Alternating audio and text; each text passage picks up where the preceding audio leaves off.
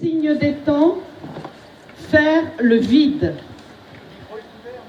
1 milliard de dollars, c'est le montant du ticket d'entrée exigé par M. Donald Trump pour qu'un État siège à son Conseil de la paix.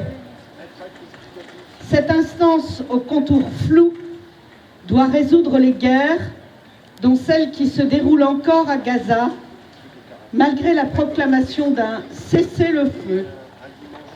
Les Palestiniens qui n'ont pas leur mot à dire sont ainsi effacés.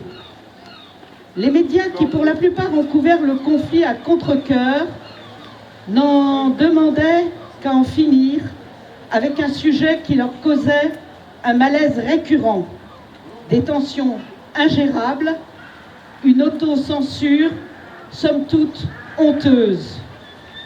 Il est utile de replacer Gaza dans un contexte plus large d'effacement de populations entières vouées à disparaître de la scène parce qu'elle pose problème. Ces problèmes qui n'intéressent pas nos gouvernements.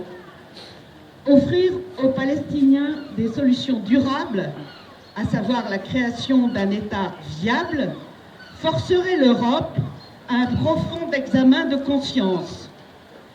Celui-ci porterait sur sa responsabilité historique dans la persécution des Juifs, mais aussi sur l'escamotage de cette culpabilité à travers la fondation en plein cœur du monde arabe d'un État reposant depuis le début sur la conquête. Les habitants de Gaza n'ont droit au chapitre nulle part dans l'accord de paix. Les formes que prendrait la reconstruction de leur ville, l'avenir de leur territoire et de leurs enfants, tous ces sujets ont vocation à être discutés sans eux. Ce qui tue les Palestiniens, c'est une indifférence consciente et délibérée. Ce dont ils font l'expérience mortelle, c'est d'une régression plus générale de l'empathie. Le gros de nos élites fait preuve d'une phénoménale paresse intellectuelle.